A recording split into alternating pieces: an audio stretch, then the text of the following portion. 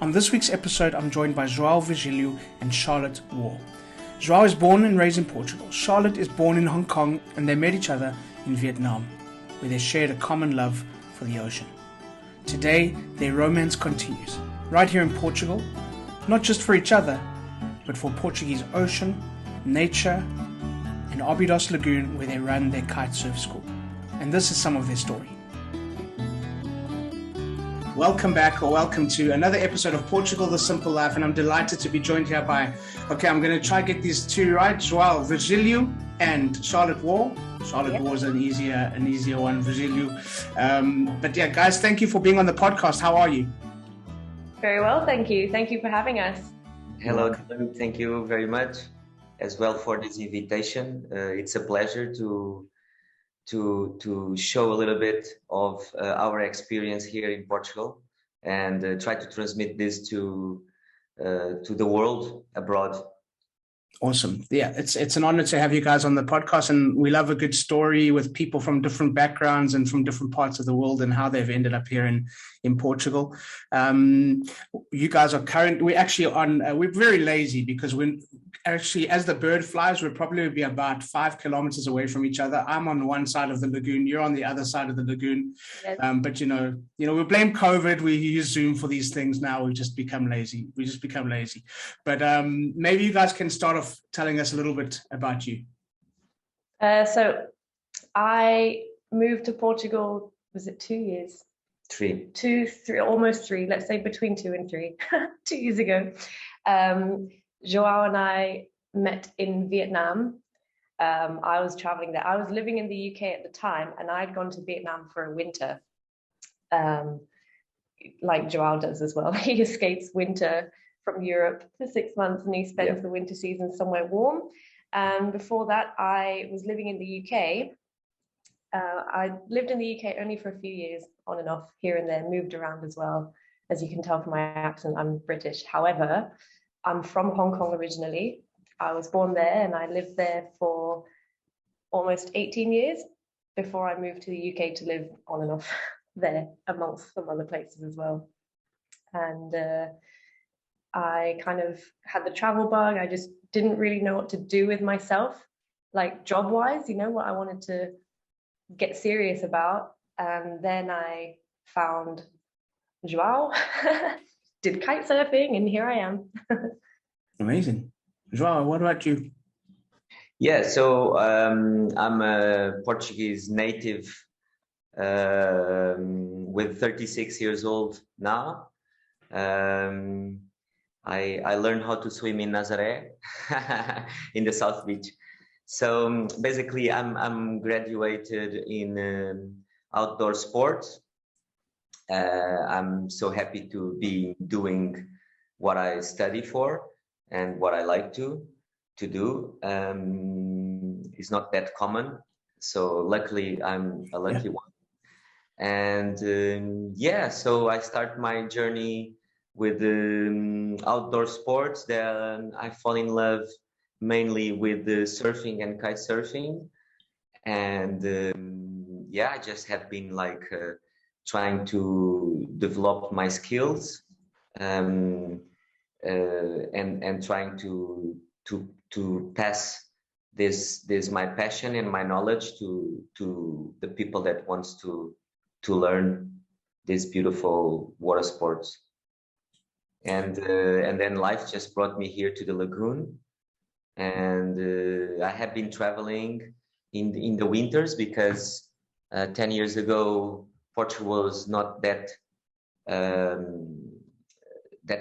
it was tourism. There were a lot of tourism, but let's say 7 years ago, just bloom. And now there's more winter opportunities.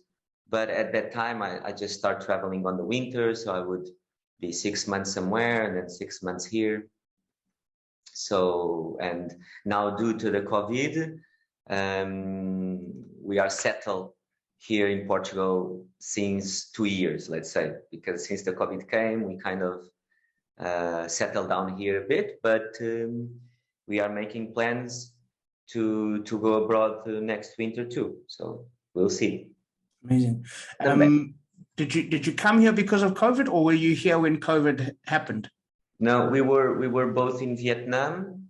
We were kind of stuck there for a while. Yeah, when COVID came, we were stuck in Vietnam and we couldn't come back. Okay. So we'd come back around March, April for the start of the spring-summer season. And we ended up coming in June. Yeah, late June. And then there was work, luckily, because tourism had started to pick up slowly again. I mean, there were restrictions, but people could still come to Portugal. So that summer was more or less fine. But then just the last 2 winters, we couldn't go back to, or we didn't leave Portugal. We didn't go anywhere. Yeah. There were worse places to be stuck, at least. True. Here was fine. So yeah, here was safe compared to a lot of other places in Europe in terms of cases. Yeah. We've found it's been actually quite a common theme on the podcast is people that they were kind of in inverted commas forced to be stuck here, but it ended up being sort of one of the best places that you could be stuck during that time. So it's good. It's good. Joao, tell us a little bit about where your hometown, your terra, where you're from, and what it was like growing up there. Yeah, so Juncal is a small little town. I mean, it's not a town, it's a village. And is very famous for his reed baskets. Like it's like a handbag made by natural... this plant called junco. Yeah, it's a plant that's called junco that we have here in the lagoon too. That is it's kind of like a bush that pops out next to the water and has some little spikes. So they cut this and then they dry it and they... The local name is junco? Yeah, that's why... Is that why it got the name, Juncal? Yes. So it was very famous for this at the beginning. Now these reed baskets are like going all through the world. They are being sold in New York for super expensive prices. So yeah, this is it, and also famous for the tiles. So 400 years ago, there was a factory from the kings and this and that. So this factory would paint tiles that they are, for instance, on Belém Tower or Jerónimo's monastery in Lisbon. So they would be paint in Juncal and then sent to wherever. Yeah, so still a business ongoing there with the clay as well, because the tiles are made by clay. Right, from that area. Yeah, their area, there's a lot of clay pounds. I don't know if I can call it, like, it's not a lagoon, but it's like I know what you mean. And they do also the roof tiles. It's very famous, a big factory called João Coelho da Silva, sells roof tiles to all over the world, even Australia, because they're very good quality. And it's famous for this, but, has a child, and I'm 36 years old. 20 years ago, life was completely different. We had 3 channels on TV, and that's it. And we used to live there and go 2 or 3 times a year to Lisbon and see the city, right?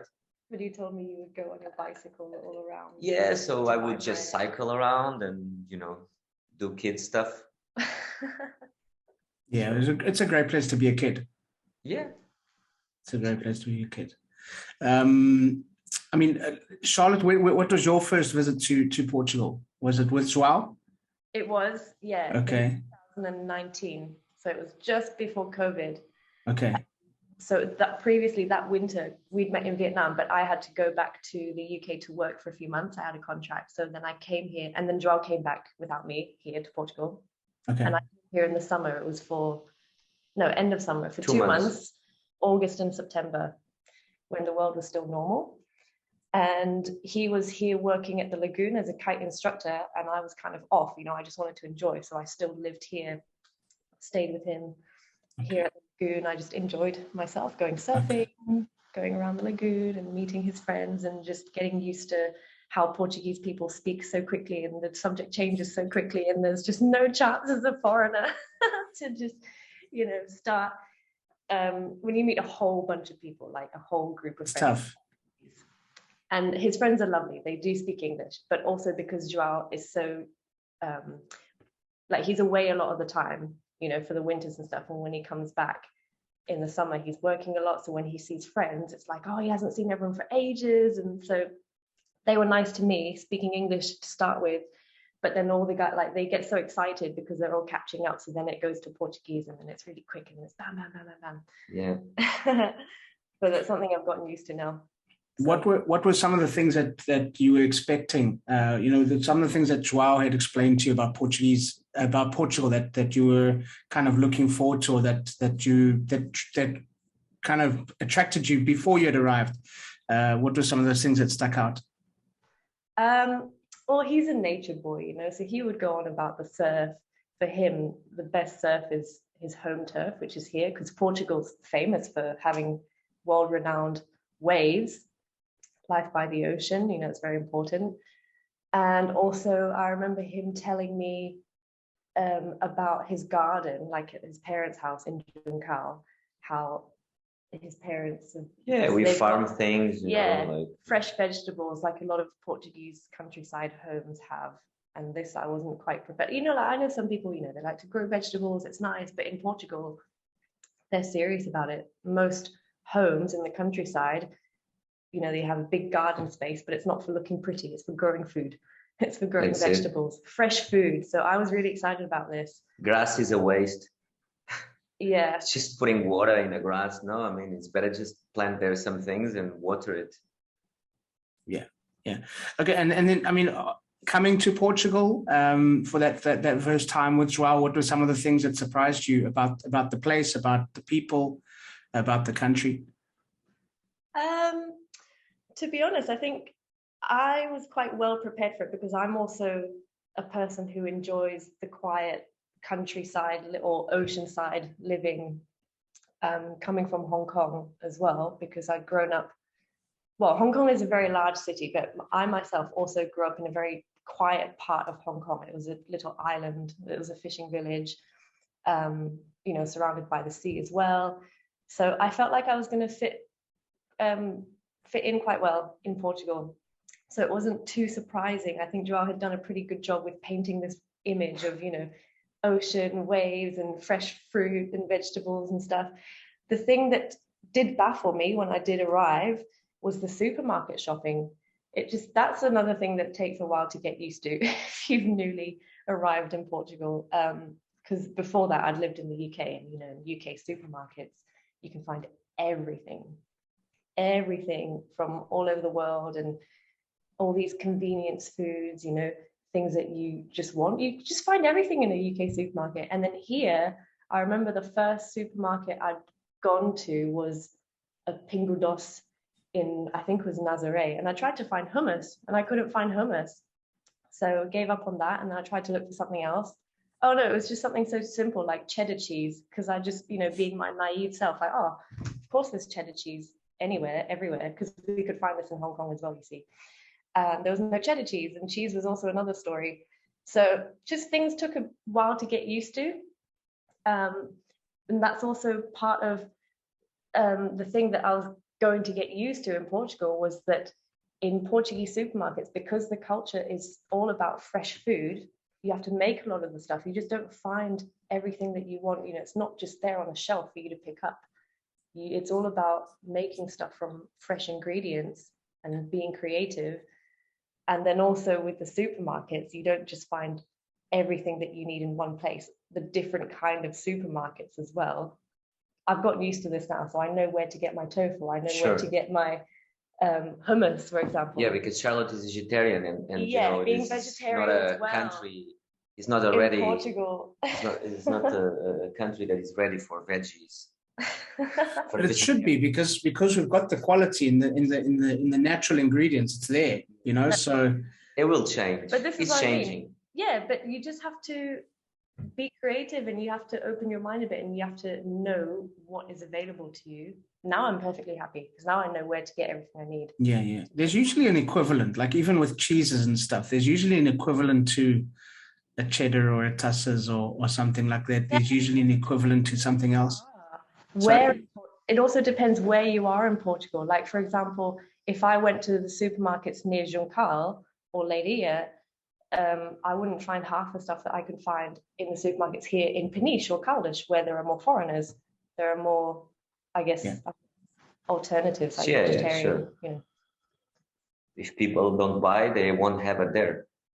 Yeah. If there is not demanding, then exactly they won't have it in the supermarkets. That time that you were here, Charlotte, when you know Joao's out in the water and working and instructing, and you're kind of just cruising around, what were some of the things that grabbed you, that attracted you, that you enjoyed about this place? So it was already here at the lagoon. This was my first taste of Portugal. And as you know, because you told us previously, you lived on this side of the lagoon in Bom Sucesso, this little village. We're quite far away from most things. We're quite remote, I would say.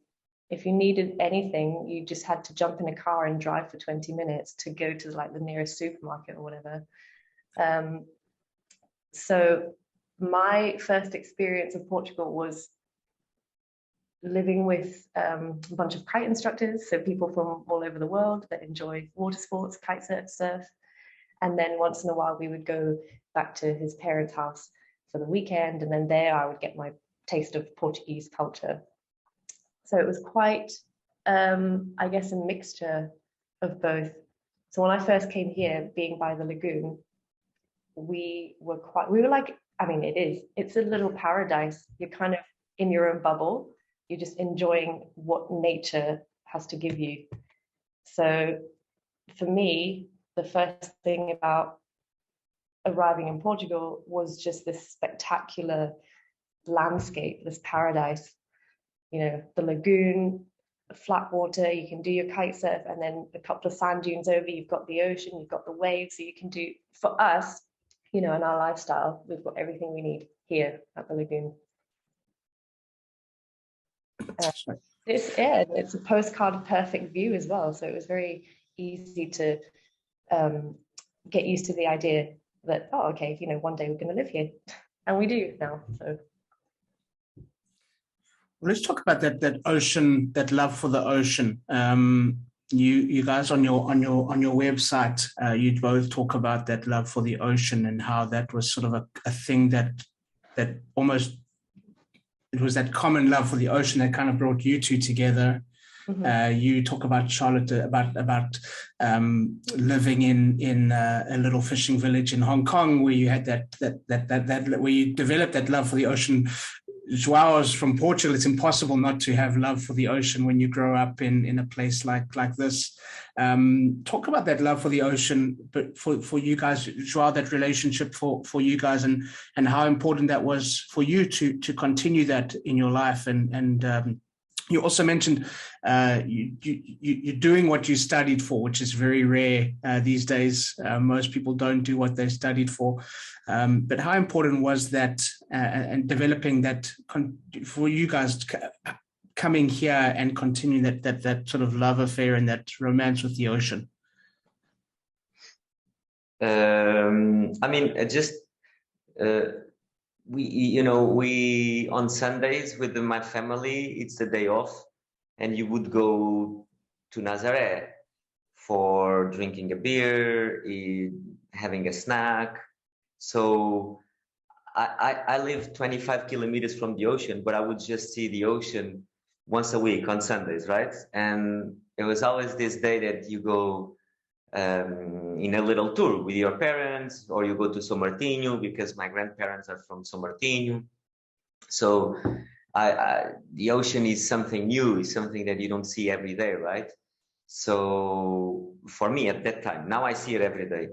I think it just started like for watching the waves and watching people surfing the waves and doing all of these things that attract me.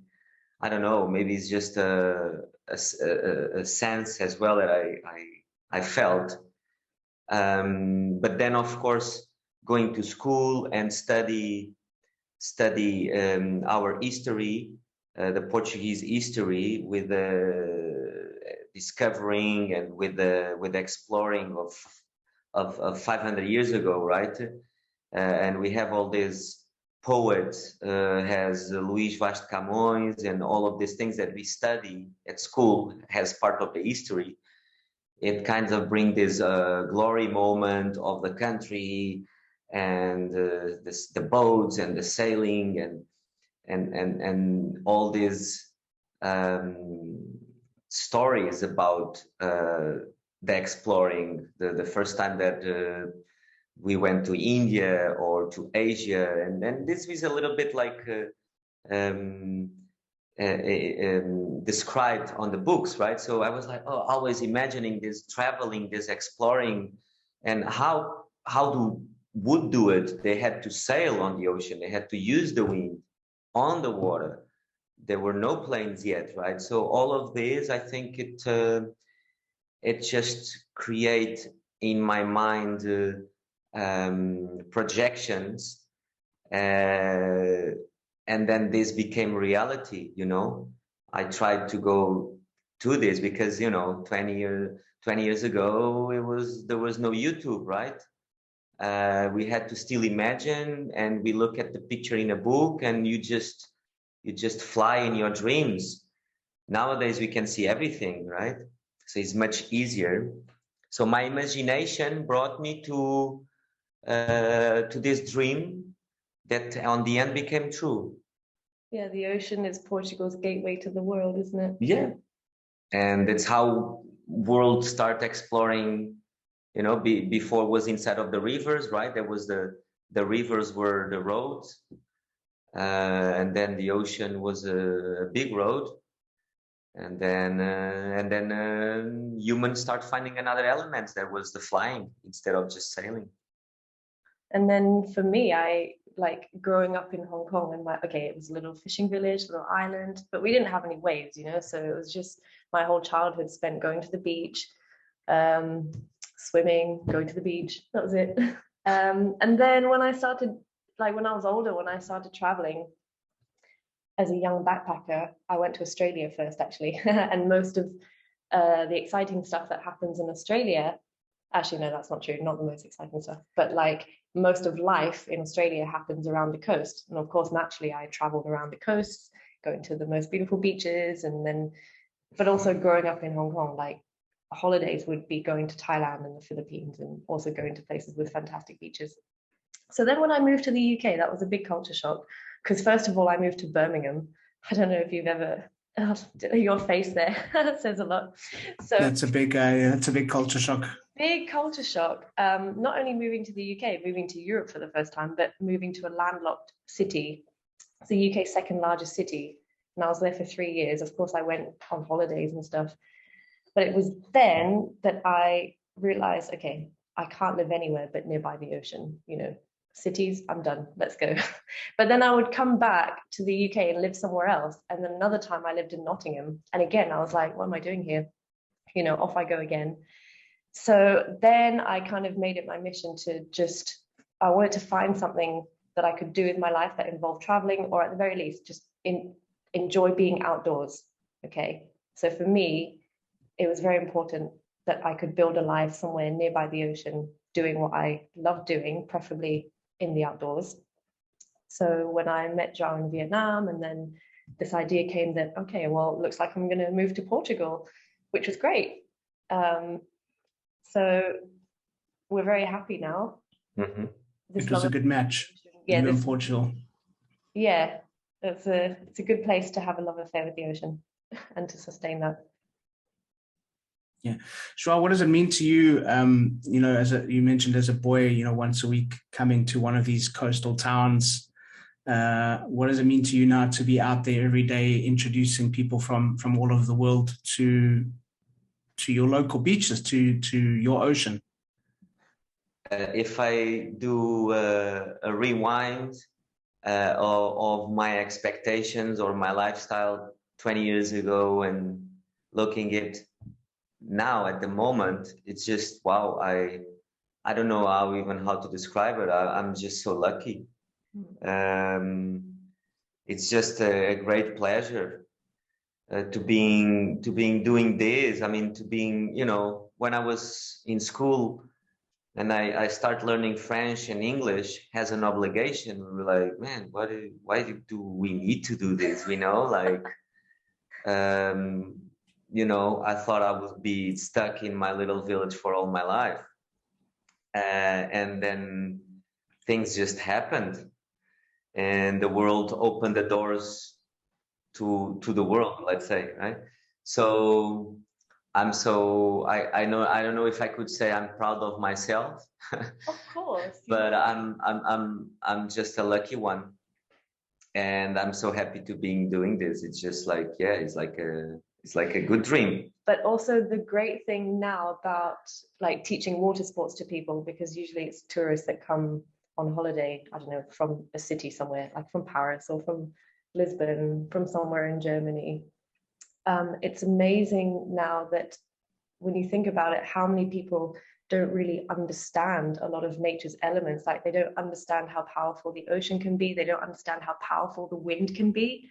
And I think as humans, so many people are losing these qualities. Like they're not, like they wouldn't be able to survive, you know, if they were left to the elements.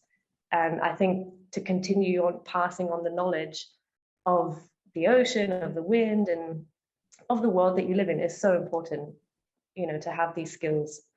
Yeah, I want to come back to that and sort of this connection to nature and everything that we still have in this country. But Charlotte, just for you quickly, having sort of seen pictures of Albedos Lagoon and this beautiful entrance at Foz do Aurélio, but then describe seeing that in person, because it's one of the most beautiful beaches. Oh, every day, you know, like whenever I go down, because I love to go down to the lagoon for a swim or even just to sunbathe.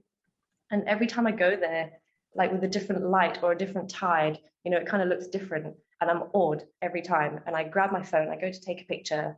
And then I come back and I realize over the last 2 years, I've got all these pictures of the same view. And, you know, I'm like, well, I still get so excited. I still, when I'm there, have this impulse that I need to grab my phone and take a picture because I'm looking at it and it's so beautiful right now. You know, that's what it feels like when you come here. It's just this postcard perfect view. Yeah, not just here. There's so many other places around, right? And yeah, it's not just the moon. But we live here and we see this view every day. But it doesn't get old. Yeah, but it's always nice. It's amazing. It's always nice. Yeah, so nice. Yeah. Well, let's talk about that connection to nature.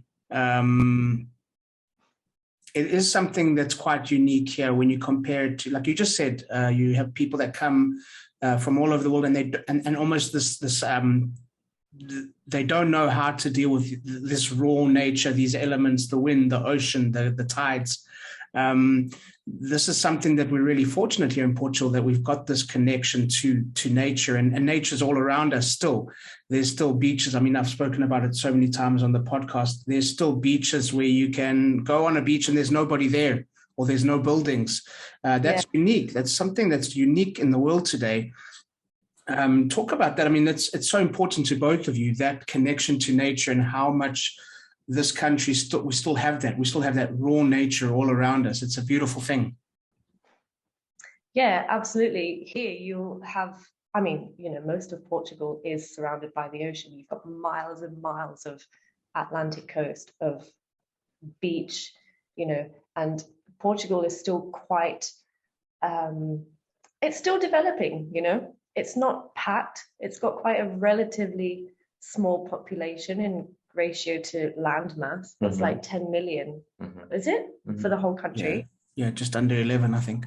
So you've got the big hubs like in the north, like Porto, and then you've got around the Lisbon area, where I guess, is it? Correct me if I'm wrong, it's the most densely populated. Yeah, it is.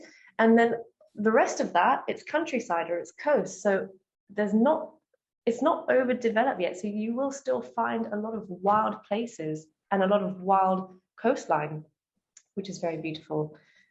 let's see if that's going to change. Well, as most things do over the next however many years. But for now, let's make the most of it and let's enjoy it. And while we can still pass this knowledge on, as I said, to people who come and visit and appreciate how wild these places are, we're going to enjoy doing that for now, for as long as we can. Yeah, I think it's because as well, we have Atlantic Ocean. It's very exposed coast, and 50 years ago, people live nearby the ocean if they were going to fish and live from the ocean.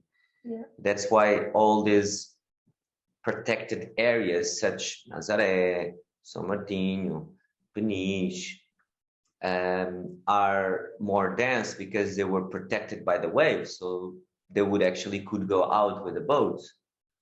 And here, at where we are now, till Peniche, or from Nazaré till Peniche, there's not much like buildings or towns, right? Because the access to the ocean would be hard, right? That's why it's still so green, and we have these huge cliffs and then strong ocean. It makes it perfect for surfing, but at that time people would not surf; they would need to survive differently. So that's why it's still green and undeveloped. But things are changing because people now are looking for this. When I was a kid, I didn't want to live in my village. I want to live in Lisbon. I want to live in a city, because now people are escaping cities, and now people is escaping cities to come over to nature. From the first moment I live in a city, after a while I was like, oh my God, I don't like this. So I have been avoiding it, and I never really lived in a city anymore. Yeah, me too. So yeah, I like to, as you said, to be in a empty beach, or to be in a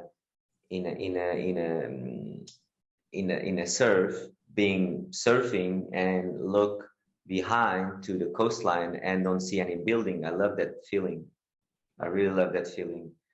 And here in the cliffs, it's still, if you just start looking to one of the sides, because sometimes now they are building the golf resort, and it's a shame that they destroyed all the nature to build the golf resort. But that's a big problem, that now, due to the increase of the tourism, it is not sustainable. I mean, the construction is not sustainable. So we are seeing here a massive destruction of nature to build golf resorts. There are not even packed in August. So they are empty in August, but they keep building. So there's something here that is not matching. Mm-hmm. And I don't understand why, but it's another story. It's another story. That's another story. Let's talk about Albedos Lagoon. We mentioned that beautiful beach as you're coming down and seeing it for the first time. Albedos Lagoon is something truly unique and truly special. Why is this such a special place, and what do you want people to know about our lagoon? So the lagoon calls Albedos Lagoon first because 400 years ago, the lagoon would arrive till the castle, right? Yeah. The castle has a little harbor there where the boats would park. Not near by the castle, just next door. So the Albedos Lagoon, first, it's an amazing place to survive, right? Because it has a lot of different kind of species, fish species, seafood, where you can delight with your flavors, right? Because there's a lot of different things. So let's put it in this perspective. For food, there's a lot of life on it. In the water sports perspective, it's a place where you can do from sailing to stand-up paddling, kayaking to wakeboarding, kite surfing, windsurfing. I mean, and then around the lagoon as well, there's life. You go running or just walking, mountain biking, surrounded by pine forests, eucalyptus forests. Yeah, there's just everything you need to connect with nature. You know, you can feed yourself off the seafood. You're living off the land that you can just grab on the low tide. So the lagoon here, what the fishermen catch are what they pick is clams, sometimes squid or octopus. Do they get in the lagoon? No, there's squids, there's octopus. But most of the time, clams, mussels, oysters that you get here in the restaurant. So if you come to a restaurant by the lagoon and you get clams, you know that they're fresh here from the lagoon. Octopus either here or from the ocean. Yeah, as well. Yeah. There's all of this. I mean, it's decreasing, right? Because of pollution, everything, right? But yeah, I mean, I just love it. So, yeah. I didn't start fishing yet, but when I get retired, this is what I'm gonna do. So we'll be growing our own vegetables. And we can fish. No problem. So the vegetables for Charlotte and the fish for Joao. Well, we've got some vegetables now here in our garden. We just started planting them a couple months ago. Yeah. So yeah, everything you need to survive, to live the simple life here, what we find is here by the lagoon. Keep healthy, keep active, recharge with nature, restore, you know, just be at one with yourself and with the environment. It's perfect. Yeah. Charlotte, tell us a bit about the business that you guys are doing there at the lagoon. So we've just very recently opened our own kitesurf school. The last few years we've been working for different kitesurf schools here in the area. But Joao had already had this idea for a few years that he would, you know, he knew one day he would have his own business. And I came at the right time so he could have a partner to share it with, to support him. And for me, it's great as well. So then I get to do what I love. So yeah, Kitesurf School, it's just us and one instructor at the moment, very small team, but that's what we want. We want to keep it small and personal so we have more time to give a more personal experience to everyone we come across, and also just more time for ourselves to enjoy life by the lagoon, which we've just described for you. But there's a lot to go on behind the scenes as well, like Joao's normally repairing kites and there's a lot of work behind. And you know, I did the website, so there's admin stuff as well and emails. But it's great. I think it's just we just start this. I mean, we know there's a lot of demanding. We know that we are trying to settle down here, right? And we had a lot of background experience managing other businesses here and also abroad. So now we decide during this winter to start working on it, and we just open in March, and we are happy to do it. And we open it from the reasons that Charlotte said. And we are super excited. We are doing good. We have customers. Yeah, life is going. So it's the perfect place to have a kitesurf school, in my opinion, because we're just an hour north of Lisbon, so it's very accessible for anyone living in a big city or arriving to Portugal from anywhere else in Europe. It's the largest saltwater lagoon in Portugal. Yeah. So there's a lot of riding space for everyone compared to other places, other lagoons you may hear of where there's kite surfing in Portugal. It is not busy yet.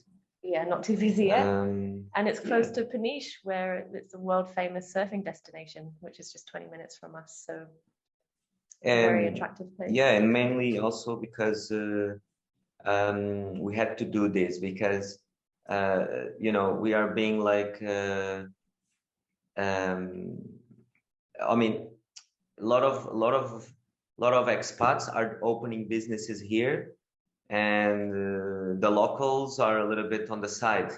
I don't know why. And so, yeah, we have to fight a little bit against this, because it's important that people, that the local people develop their future here too, right? Mm-hmm. So we were very comfortable working for other schools, other businesses. We were very comfortable. We were very happy, but we felt that was time to do something by our own. Because then it's more meaningful, and you know it's something that will stay with you We do the forever. things our way, and that's it. So For sure. we are on. We are out there now. Good stuff. Charlotte, do you do yoga? Do you do yoga lessons as well? Yes, I do yoga lessons. Okay. Well, I'm just actually advertising through the Kitesurf School as well. So normally people who come here for kitesurf lessons on the website, they'll be able to see that I give yoga lessons as well. It's also open to anyone who's interested. We've got a few flyers here at the restaurants and cafes around the lagoon. And it's an outdoor session with a perfect view of the lagoon. So I don't think there's anywhere else you'll find a more beautiful place to do yoga around this region. So yeah, because it's a perfect accompaniment to anyone doing kite surfing or even surfing, a lot of active extreme sports, because you need to take the time to condition your body. So you need to stretch properly. And also people that coming here on holiday, they want to escape from stress and just thinking, and yoga is perfect for that. You're connecting with yourself in this beautiful environment. Sounds good. Guys, maybe Charlotte first and then Joao. One thing that you want people to remember and take away from our conversation? So I think it's very important for people who, whether they're thinking of moving to Portugal or they're already here and they're still adapting to life in Portugal, is just to relax and just to don't overthink stuff. Don't stress about stuff, because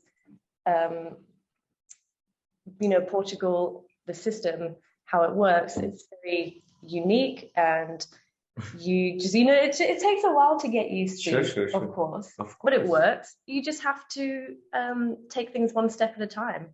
And because at the end of the day, everything is quite simple. You just need to go with the flow. Takes time. It takes time to get used to things, but then you'll find that the things that were causing you problems was probably because you were overcomplicating stuff, and at the end of the day, it's just simple. Portugal, simple life. That's all it is. So just come here with an open mind and just accept and just be with. Just be. That's it. Yeah. Joao? Yeah, if you are looking to move to this country, or if you are looking to just spend some holidays, take your time. Don't rush with people. Don't rush with the situations, because this is the lifestyle, the Portuguese lifestyle. Some people don't really get it at the beginning straight. It's just sometimes not everyone speaks English, or the young generation does, but the older generation. And sometimes I've seen situations that a foreigner is asking something to a Portuguese, and he's like kind of shocked or doesn't know what to do, because he just don't know how to speak.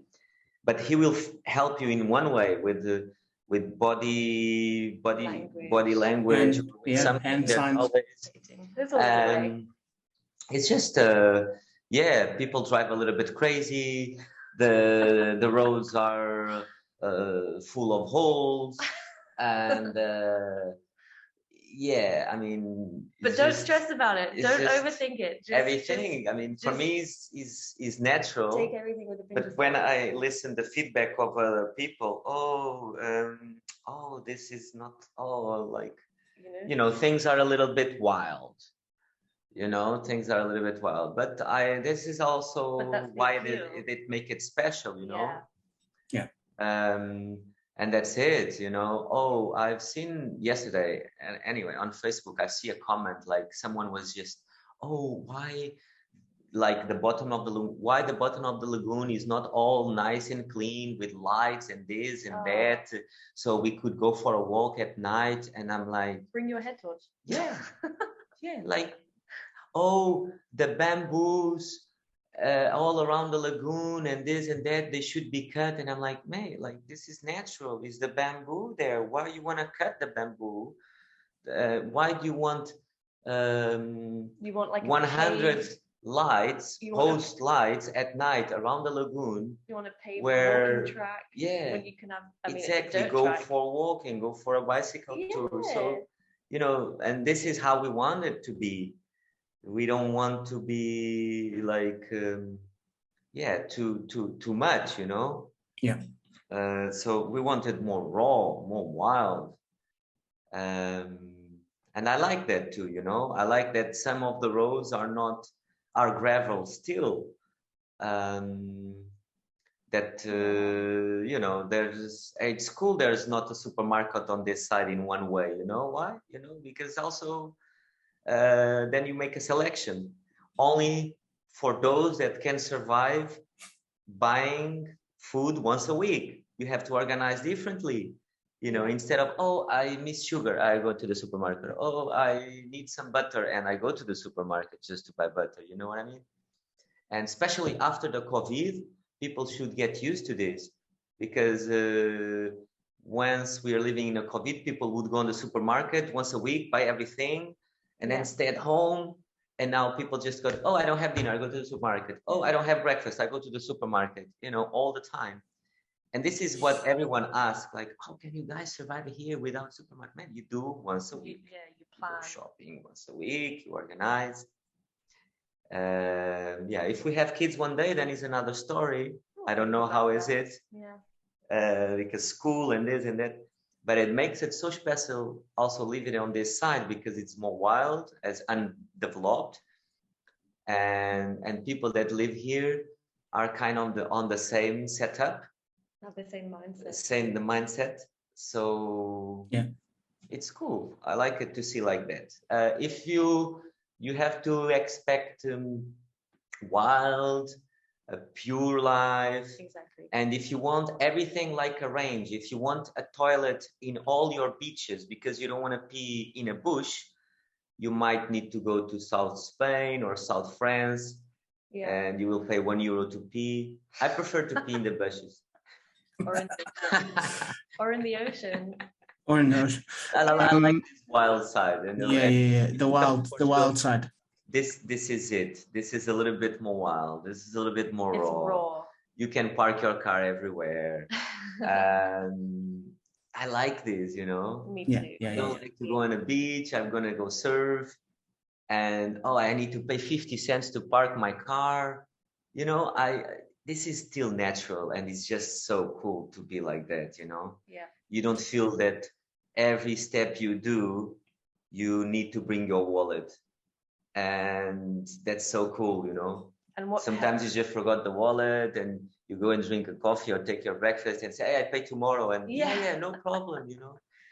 And what's really helped us realize this as well is the people who come and visit, and they tell us, wow, you guys live in such a special place, like we're so jealous. And then you have to, because it's easy to take things for granted, like especially where you live, with the place that you see every day. But when you meet people and you see their perspective, and it's the same as yours when you first arrived, you really think, wow, okay, we are very lucky. It's true. And if something is missing in your kitchen, you just knock the door of the neighborhood. Exactly. The neighbor, someone will sort you out. Yeah, exactly. How can people find you and follow online and get in touch?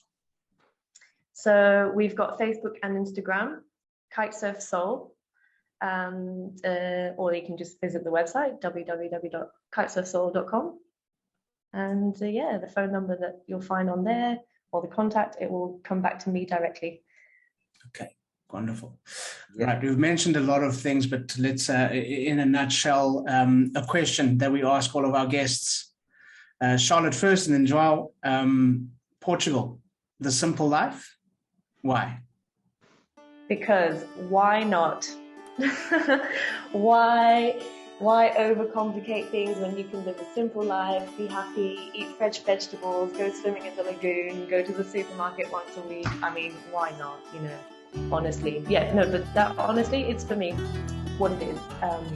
Just like Joao said, having help from neighbours when you need, and just, you know, going off for a swim in the lagoon or just to kite surf. Look, from our view here from the house, we can see how many kites are on the water. We can see what the wind is doing.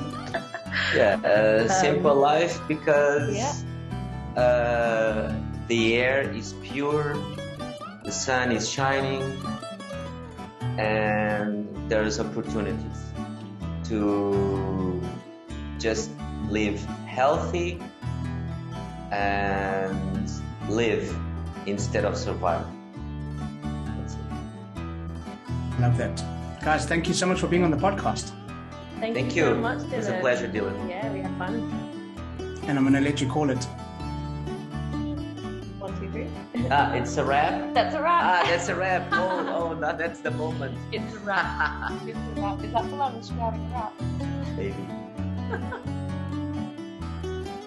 So thank you once again to Joao and Charlotte, and thank you to all of you for listening. Please subscribe, share with your friends, give us a thumbs up, and please leave a comment or a review. We'd love to hear from you.